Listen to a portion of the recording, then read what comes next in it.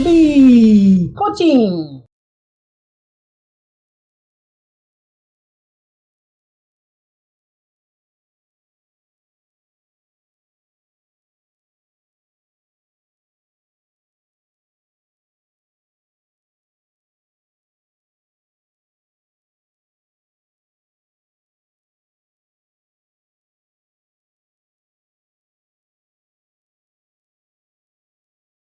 Terima kasih telah bergabung di webinar ini, juga adik-adik siswa-siswa ya. Tadi sudah dibahas kupas hard skill, soft skill, dan karakter building pun tadi karakter sudah dibahas sama Mr. Akram ya. Jadi saya hanya sedikit sekali mengupas tentang karakter building. Kita akan diskusi sedikit tentang karakter building untuk menghasilkan SDM, sumber daya manusia yang handal, menghasilkan generasi yang handal. Jika berbicara dengan karakter building, ya, maka kita harus memahami dulu, what is the character? Apa sih karakter itu? Ya. Character is the culmination of habits. Karakter itu merupakan kulminasi dari kebiasaan. Tadi pun sudah ada clue yang disampaikan narasumber pertama. Dibangun oleh kebiasaan habits. Merupakan mode kebiasaan bagaimana seseorang tersebut aplikasikan nilai kebaikan dalam bentuk tindakan, sikap, perilaku, sehingga terorganisir dan integrasi dalam kepribadiannya. Itu yang dimaksud dengan karakter. Jadi dapat dipahami kalau karakter itu merupakan bentuk aktualisasi diri serta internalisasi nilai baik dalam pemikiran, baik dalam sikap, tindakan, budi pekerti, moral yang menyatu dalam bagian kepribadiannya. Sehingga kebenaran dan kebaikan serta kekuatan sikap yang ditunjukkan dalam kehidupan sehari-hari itu terintegral dalam kepribadiannya. Nah, ini komponen karakter. Ada sikap, ada moralitas, ada kekuatan, kebaikan, kekuatan terintegrasi dalam diri kepribadian seseorang. Itulah karakter.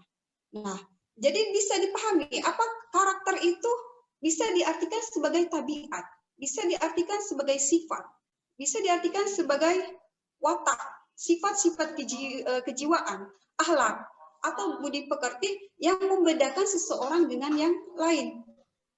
Dengan kata lain, bahwa membangun karakter itu, karakter building adalah proses mengukir atau memahat jiwa sedemikian rupa, sehingga berbentuk unik, menarik, dan berbeda dengan yang lain. Itulah karakter. Jadi, membangun karakter itu seperti memahat, seperti mengukir jiwa sedemikian rupa. Kita memiliki siswa yang banyak. Karakter siswa yang A dengan yang B itu unik. Mereka berbeda. Karena memang itulah yang dimaksud dengan karakter. Karakter dibentuk hasil dari sebuah kebiasaan yang dilakukan secara berulang-ulang, maka kemudian menjadi sebuah karakter.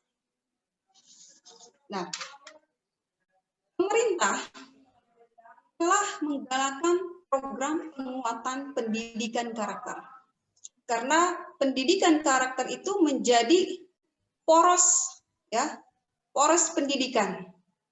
Di sini saya mengutip dari tokoh Thomas Likona tentang pendidikan karakter.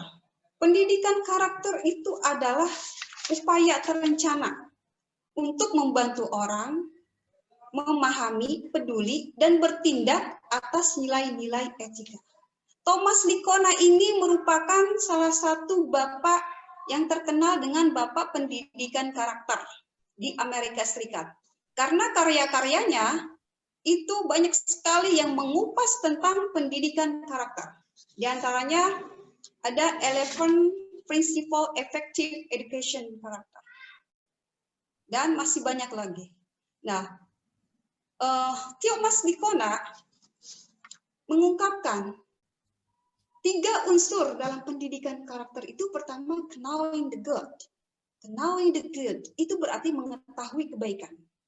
Next, ada desiring the good, menginginkan kebaikan. Or loving the good, atau mencintai kebaikan. Dan yang terakhir, doing the good, melakukan kebaikan. Jadi, ketika seseorang sudah mengetahui kebaikan, maka dia akan memiliki komitmen untuk melakukan akan memiliki komitmen terhadap kebaikan dan melakukan kebaikan. Jadi 3 unsur ini nih, kita harus memahami dulu karakter supaya kita bisa mendidik siswa yang berkarakter. Kita beri pemahaman tentang knowing the good, mengetahui kebaikan, dilanjutkan desiring the good, doing the good. The example, siswa sudah mengetahui kalau jujur itu merupakan perbuatan baik, karakter yang baik, jujur. Melaksanakan tes secara daring, sudah tahu, oh jujur itu adalah baik dan benar, knowing the good. Nah, karena dia sudah mengetahui kalau jujur itu merupakan baik, ya, tidak menyontek meskipun dalam mengerjakan tes secara daring, maka dia akan punya komitmen, desiring the good, komitmen untuk komitmen terhadap kebaikan tersebut. Dan finally, dia akan doing the good, akan melakukan kebaikan tersebut. Jadi kalau untuk sudah diungkapkan sama Mr. Aktor untuk pilar-pilar pendidikan karakter. Jadi saya akan langsung ke nilai-nilai karakter. Nilai-nilai karakter di sini saya ambil dari Permendikbud nomor 23 tahun 2017, yang mana inilah digalakkan di sekolah-sekolah oleh pemerintah dalam program pendidikan karakter terdiri dari religius, nasionalisme, integritas, kemandirian, gotong royong.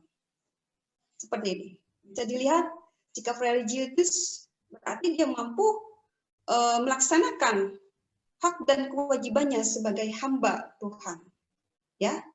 Begitu juga nasionalis, integritas, memiliki kejujuran, keteladanan, mandiri, kreatif, kerja keras, disiplin, gotong royong, kerjasama, dan yang lain-lain. Nah, ini menjadi core values dalam pendidikan karakter yang memang harus kita kembangkan kepada peserta didik. Jadi, ranah dalam pendidikan karakter itu, ranahnya terdiri dari serangkaian kognitif, ya, kemudian afektif, dan terakhir adalah skill. Oleh karena itu, untuk menghasilkan generasi yang handal, dibutuhkan pertama kualitas karakter, skill, yang terdiri dari soft skill, hard skill. Jadi kalau dianalogikan sebagai sebuah burung, ya, pendidikan karakter itu sebagai badannya, sedangkan hard skill and soft skill itu sebagai sayapnya. Jadi apabila tidak dilakukan secara berbarengan, maka akan terjadi ketimpangan di masyarakat. Jika ketiga hal tersebut tidak dilakukan secara berbarengan. Jadi kualitas karakter, skill, baik soft skill and hard skill itu harus dilakukan berbarengan. Sebuah contoh sederhana. Ada dalam acara wawancara job fair, ya, itu ada salah satu sarjana yang fresh graduate, baru saja lulus dan memiliki IPK tertinggi di salah satu universitas ternama di Indonesia, dan dia mengikuti job fair di salah satu perusahaan ternama pula di Indonesia. Ketika diwawancara, ya, mengenai bagaimana dia mampu menjawab pertanyaan dari si interviewer tersebut, dia tidak mampu menjawab tentang pertanyaan yang berkaitan dengan masyarakat. Sederhana sekali. dia tidak lulus, tidak diterima di perusahaan ternama tersebut hanya alasan sederhana sekali karena dia tidak dapat menjawab ketika dia menjawab pertanyaan yang berkaitan dengan masyarakat tersebut, dia terlihat jelas arogansi dan merasa paling pintar. Hanya seperti itu. Dia tidak diterima oleh perusahaan ternama di Indonesia, padahal dia memiliki IPK yang tinggi, ya, fresh graduate, baru saja lulus, berarti kan masih anget-angetnya, masih paham sekali. Tapi dia tidak diterima. Hanya alasan sederhana. Ketika dia menjawab pertanyaan yang berkaitan di masyarakat, dia terlihat jelas arogansi dan merasa paling pintar. Nah, itulah yang ditakutkan. Sifat itulah yang ditakutkan oleh perusahaan karena nantinya dia tidak akan dapat bekerja secara tim. Maka penting sekali adik-adik siswa-siswi mengikuti kegiatan-kegiatan yang ada di sekolah, ekstrakurikulernya maupun intrakurikulernya. Karena disitulah ada pembentukan karakter building, membangun karakter. Disitulah pentingnya. Jadi untuk menghasilkan, untuk menjadi peserta didik yang hebat, yang handal, yang unggul, maka ada kualitas karakter, ada keterampilan, hard skill, soft skill yang dilakukan secara berbarengan sehingga tidak terjadi ketimpangan.